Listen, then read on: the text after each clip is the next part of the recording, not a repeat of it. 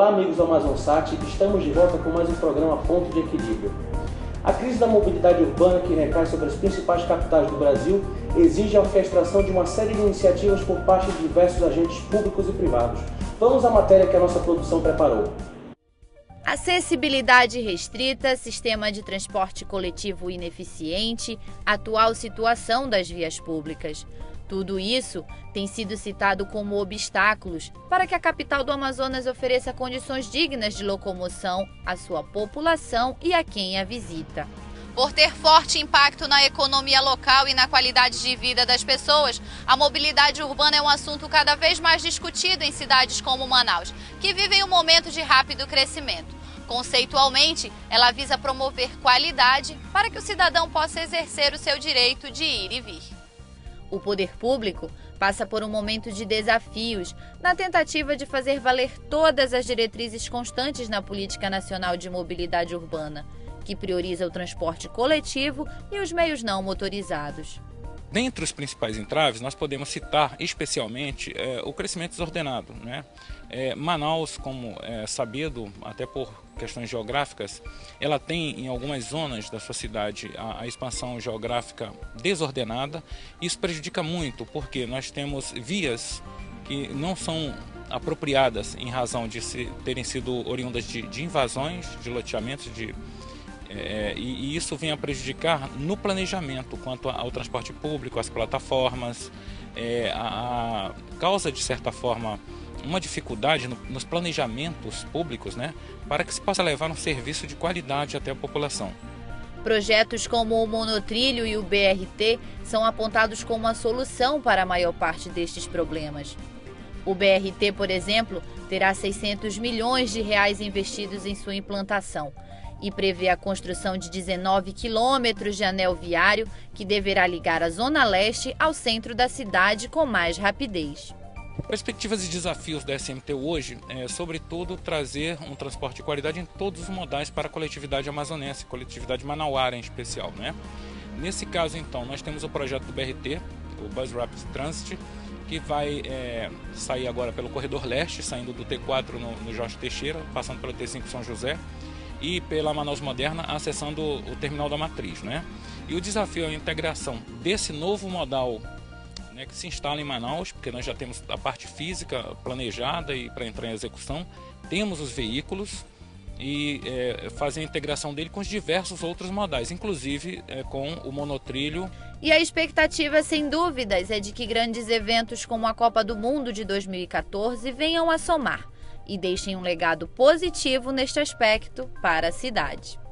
A Copa é um evento que vai ocorrer em 2014, que vão ter alguns dias, né? A nossa cidade vai estar tomada, corrida por turistas nacionais e internacionais, quer dizer, o universo vai colocar os olhos, né, na nossa cidade amazônica, em Manaus, e após isso tem que ficar o legado, porque depois que os turistas se forem, a população continua, e a coletividade, ela sempre é merecedora de um serviço de qualidade, de excelência prestado pelo poder público. No caso, o transporte público como um dos mais essenciais hoje para que as pessoas possam, dentro de uma engrenagem de acessibilidade, mobilidade, se deslocar aos seus trabalhos, retornar às suas casas, ir para o lazer de maneira segura, eficiente, eficaz e confortável, sobretudo. E para falar deste tema, nós convidamos para o programa de hoje o engenheiro civil Manuel Paiva, assessor da Secretaria de Estado de Planejamento do Governo do Amazonas, e o professor Dr. Geraldo Alves de Souza, da Universidade Federal do Amazonas. Sejam muito bem-vindos ao Ponto de Equilíbrio. Muito obrigado. Eu queria fazer uma pergunta pessoal para ambos. Eu queria entender quais foram os grandes feitos que profissionalmente marcaram a carreira de ambos. Pode começar com o Paiva.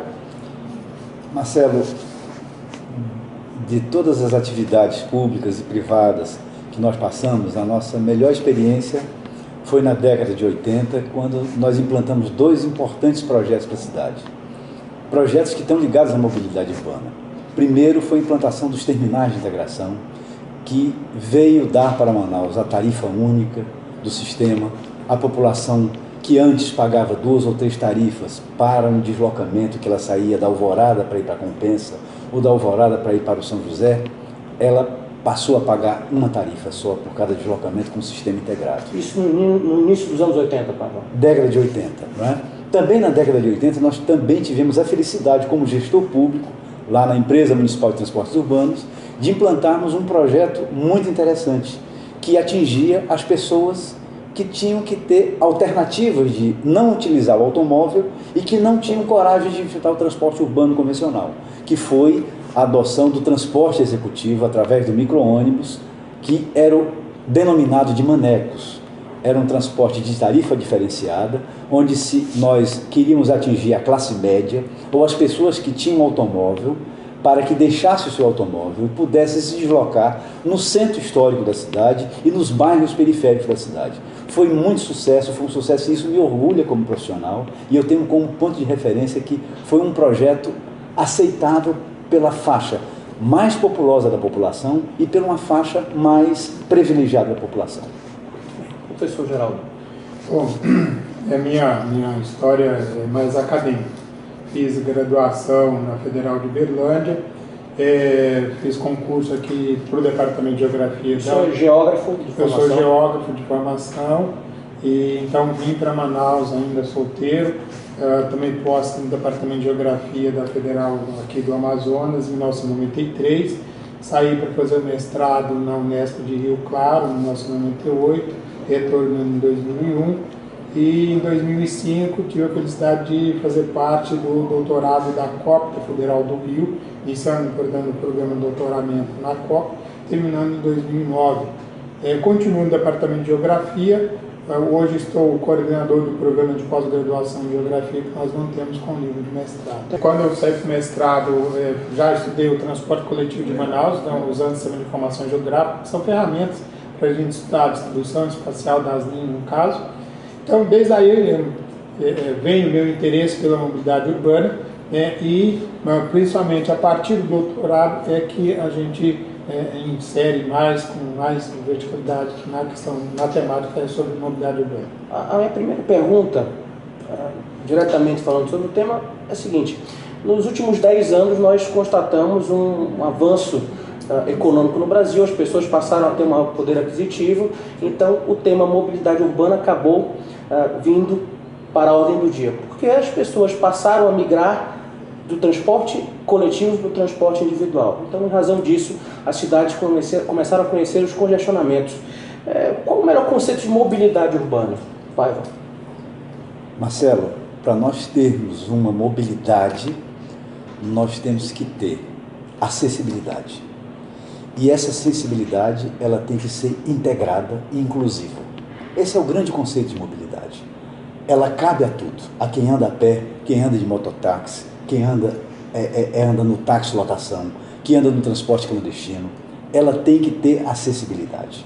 Esse é o conceito que eu sempre tenho desde a década de 80, quando o governo federal dizia: deixe de poluir, deixe de utilizar veículos que aumentam o consumo de combustível e passa para o transporte que é mais equilibrado, mais acessível. Esse é o conceito. Muito bem, nós vamos, antes da resposta do professor Geraldo, pedir um breve intervalo. Daqui a pouco, no segundo bloco, nós continuamos.